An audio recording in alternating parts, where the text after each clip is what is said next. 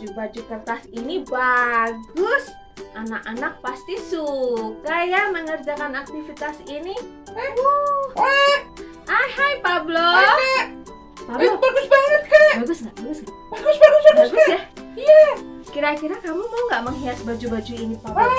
Mau dong, Kak. Ajarin aku, Kak. Oh, tentu saja. Kak Yanti akan ajari kamu.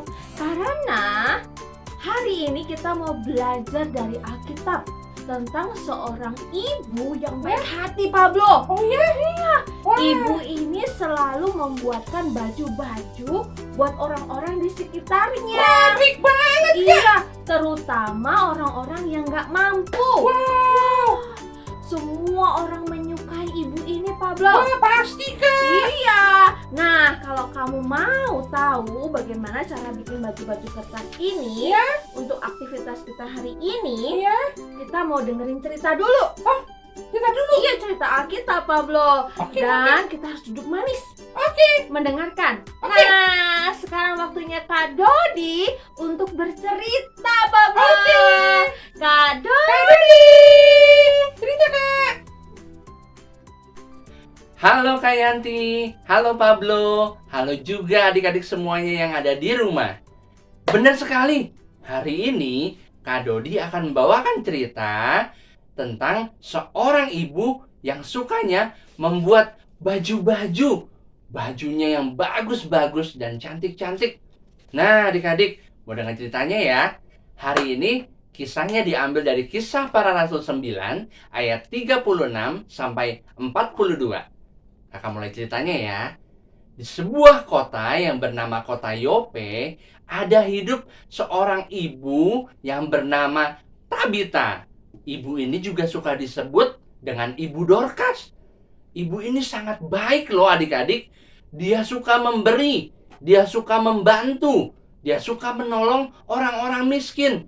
Dan yang terutama, seisi kota sudah mengenal ibu ini, suka membuat baju yang bagus-bagus, yang cantik-cantik untuk diberikan kepada mereka yang membutuhkan.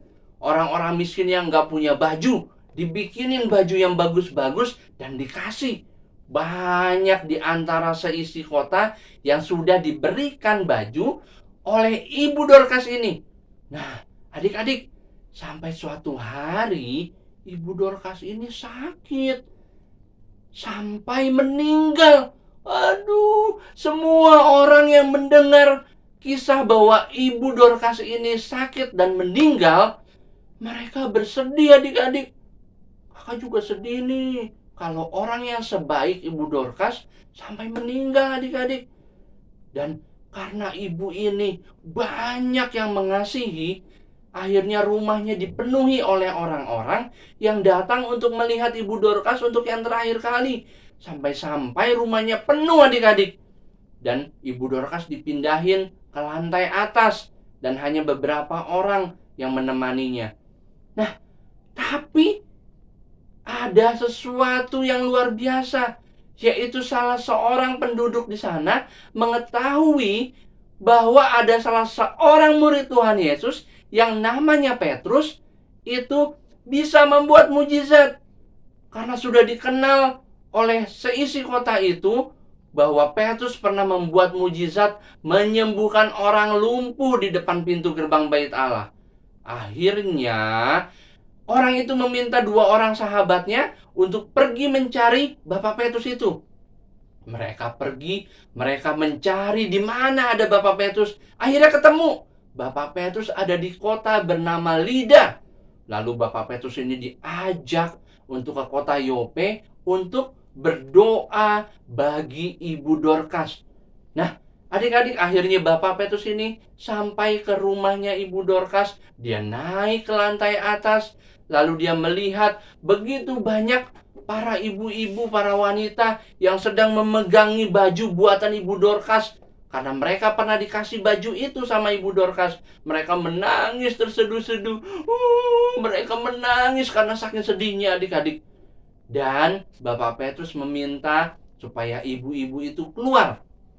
Lalu setelah mereka keluar, Bapak Petrus berdoa. Dia melipat tangannya, dia berlutut.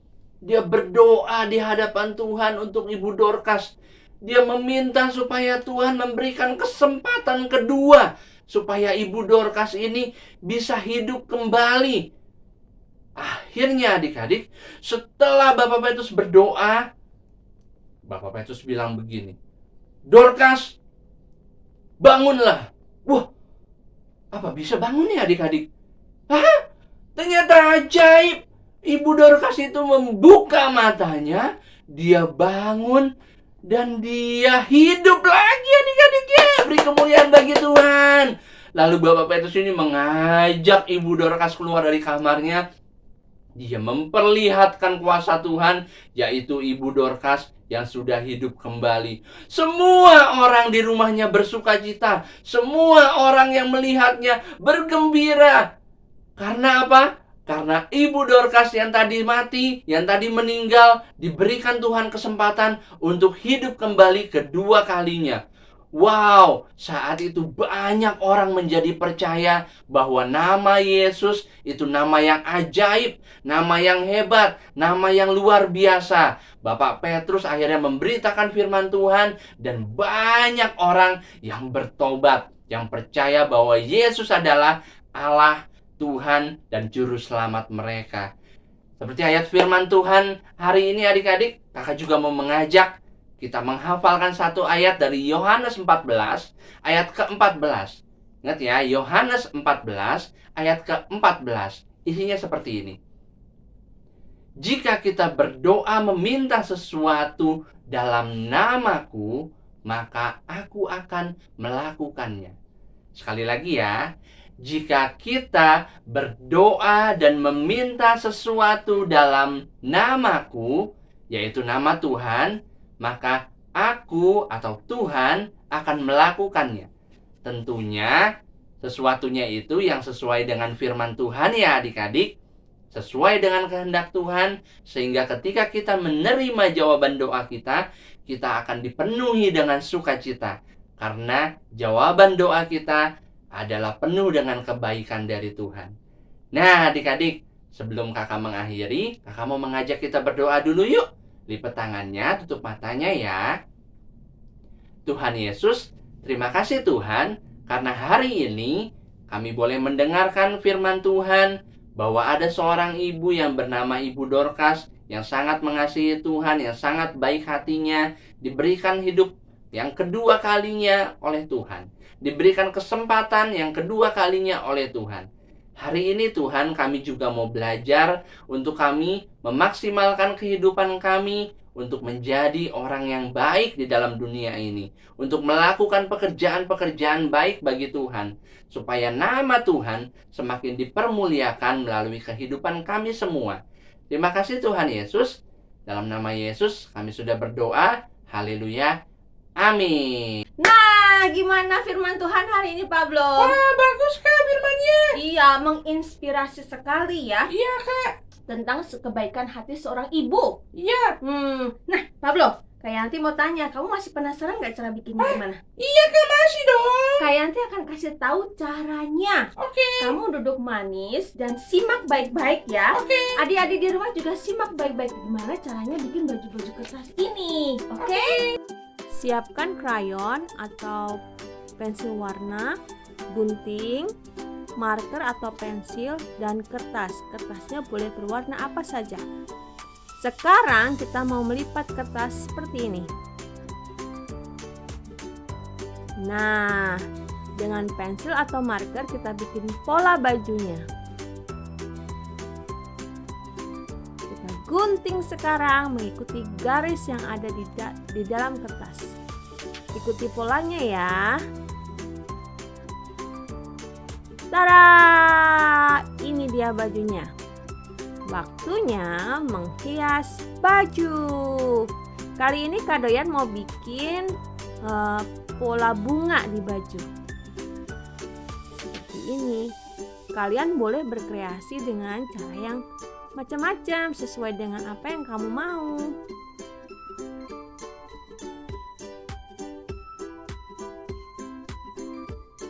Ini dia. Wow. Bajuku sudah hampir jadi. Kita kasih garis berwarna hijau di bagian bawah ya.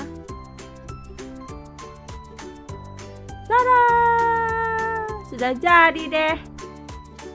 Mudah nggak, Pablo? Wah, gampang banget kan? Gampang ya, gampang. Adik-adik di rumah juga pasti bisa untuk bisa mengerjakan ini di rumah. Bikin ya, bikin. Nah, oke. Nah, sampai di sini dulu cerita Alkitab kita hari ini ya, Pablo. Ya, Jangan lupa untuk like, subscribe, dan share ya. iya, dan juga adik-adik di rumah jangan lupa untuk selalu Berdoa, dan baca Alkitab. Yeay. terima kasih. Tuhan Yesus memberkati. Bye bye.